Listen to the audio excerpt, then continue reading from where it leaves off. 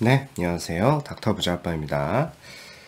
네, 오늘의 주제는요, 30대 전재산 5천만 원으로 어떤 지역을 가는 게 좋을지, 이런 주제로 좀 말씀을 드려보겠습니다. 네, 뭐 기사를 하나 가지고 와봤는데요. 당장 가능한 것부터, 인수위 재건축 규제 완화, 탄력이라는 그런 주제입니다. 크게 두 가지가 있을 것 같아요. 재건축 안전진단 기준을 좀 완화를 할 것 같고요. 완화를 했으면 또 규제를 하겠죠. 즉 조합원 지위 양도 제한 시점을 좀 조정을 해가지고, 그러니까 조정을 한다라는 얘기는 이제 앞당긴다는 얘기입니다. 그래서 규제를 할 겁니다. 완화를 해주면서 이제 규제를 하는 이런 두 가지 전략을 취할 걸로 예상이 되고요. 지금 이제 새 정부가 여소야되죠. 그래서 야당의 협조 없이도 추진 가능한 정책을 우선적으로 할 걸로 예상이 되고, 대표적인 게 이제 안전진단 구조 안전성 가중치를 현행 50에서 이제 30%로 이렇게 낮출 거고요. 이제 반면에 이제 주거 환경 가중치는 이렇게 이제 높이게 될 겁니다. 이렇게 되면은 이제 재건축이 가능한 단지들이 더 많아진다라고 볼 수 있겠습니다. 뭐 서울권에 노후화된 그런 단지들이나 뭐 대표적으로 한강변이나 최근에 뭐 일기 신도시 등은 다 호재가 있다라고 볼 수 있는 거고요. 근데 이제 규제를 할 건데, 추가적으로 완화를 해줬으면 규제를 할 겁니다. 즉, 재건축, 재개발 조합원 지위 양도 금지 시점을 이제 앞당길 거예요. 그러니까 재건축 같은 경우에는 현행 조합 설립 이후였는데, 이걸 안전진단 통과 이후로 이렇게 앞당길 것 같고요. 재개발 같은 경우에는 이제 관리처분 인가계획 이후에는 전배가 금지되는데, 요거를 정비구역 지정 이후로 앞당기게 됩니다. 그래서 뭐 내가 단기적으로 어떤 투자를 목적으로 한다 이런 상품에 그렇게 적절하지 않을 수도 있으니까 이런 부분들을 잘 체크하시고 이제 투자 여부를 결정하셔야 되겠습니다. 네. 대출 규제 완화까지 할 것 같습니다. DSR 5억까지 푼다라고 이렇게 기사에 나왔고요. 네. 그러니까 대출이 없는 직장인이 규제 지역에서 6억 원짜리 아파트를 내가 사게 되면은 현행 기준으로는 뭐 한 2억 중반 정도밖에 대출이 안 나왔는데 이게 앞으로는 이제 4억 8천까지 이렇게 나오게 됩니다. 그래서 실수요자 입장에서는 이제 좋은 기회가 될 수 있다라고 생각을 하고요. 그리고 아직 뭐 발표가 되진 않았는데, 다주택자들의 양도세 중과 완화도 해줄 거기 때문에, 그 완화 이후 시점에 이런 뭐 9억 이하나 6억 이하 이런 아파트들을 한번 금매로 잡아보시는 것도 도움이 되실 거다라고 생각을 합니다. 공동주택가격 공시가격 열람이 있었습니다. 22년도 뭐 전국적으로 평균을 내보면은 17.22% 정도 이렇게 올랐습니다. 뭐 올랐지만은 뭐 1세대 1주택 같은 경우에는 요게 보유세를 산정할 적에 21년도 공시가격을 활용하기 때문에 사실 뭐 큰 영향은 없을 거예요. 근데 문제는 이제 다주택자에 있다라고 좀 볼 수 있고요. 그래서 다주택자 같은 경우에는 올해도 역시 세금 폭탄이고 더 많이 나올 걸로 예상이 됩니다. 뭐 작년에도 그랬지만 역시 세입자에게 이런 부분들은 일정 수준 다 전가가 된다라고 생각을 해볼 수 있습니다. 지금 이미 연구 결과로 나온 내용이에요. 임대인이 부담하는 이 보유세라고 하는 거는 이제 재산세나 종합부동산세를 의미하는 거고요. 요게 이제 1%가 늘게 되면은 그 중에 약 증가분의 40%는 전월세 보증금 형태로 임차 가구에 전가된다라는 연구 결과가 이미 있습니다. 특히 저는 이제 전세보다는요, 이제 월세로 많이 전가가 될 거라고 좀 생각을 합니다. 그렇죠? 네, 이제 오늘 구독자 사연을 좀 말씀드려 보겠습니다. 이제 30대 초반에 경기도 안산으로 이제 직장을 다니고 있는 미혼 남성분께서 이제 사연 주셨고요. 이제 부모님 집에서 다니고 있다. 거주를 위한 주택은 필요가 없다. 투자로만 생각을 하고 있다라고 사연 주셨습니다. 뭐 아시는 분으로부터 원주 일대 분양권을 투자 소개 받으신 것 같고요. 신용대출을 포함한다라고 하면은 자본금은 최대 1억까지 가능하다.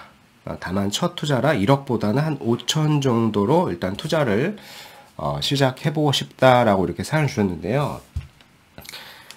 일단은 투자는 그런 게 있어요. 내가 조금 무리를 할수록 그 효과가 커진다라고 말씀을 드리겠고요. 그래서 첫 번째는 1억 이상을 다 가용을 한 다음에요. 일기 신도시를 저는 보는 게 좋을 것 같아요. 지금 시점을 봤을 때.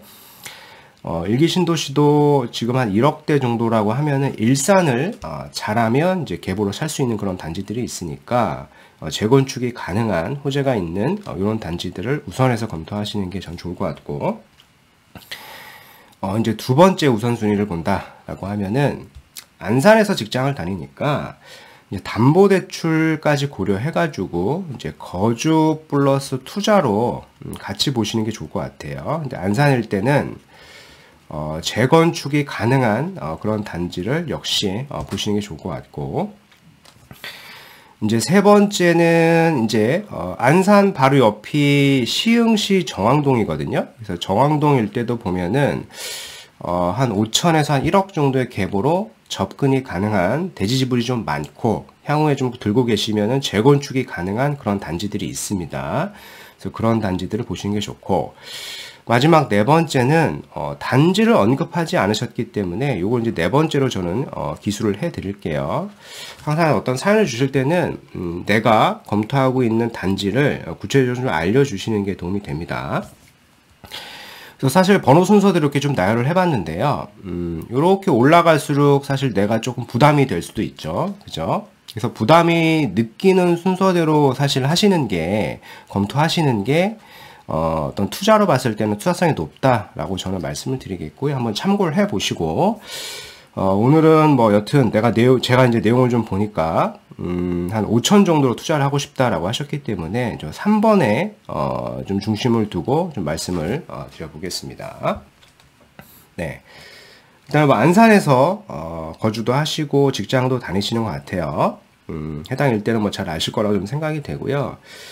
그래서 바로 옆을 보면은 바로 옆이 이제 시흥시 정왕동이라는 데가 있죠. 이렇게 경기도 시흥시 정왕동이 있습니다.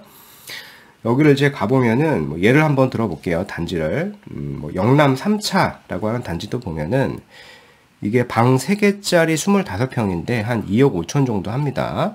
2억 8,500, 2억 9천 이렇게 매물이 나와 있고요. 전세가가 한 2억 1천 정도 합니다. 그래서 뭐 전세를 잘 맞춘다라고 하면은 5천에서 한 1억 정도로 이렇게 검토를 해볼 수가 있는 그런 단지가 될 것 같고요. 여기가 보면 용적률이 129%밖에는 되지 않습니다.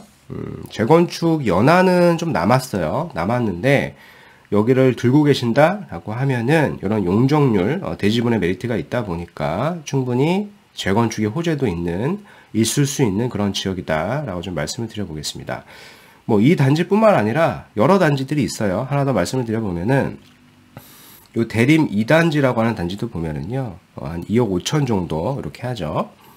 여기도 전세가가 한 2억 1천 정도 합니다. 이렇게 갭으로 보면은 사실 한 5천 내외로도 검토를 해볼 수가 있는 거고요. 여기는 용적률이 한 107%밖에 안 됩니다. 이렇게 생긴 단지고요.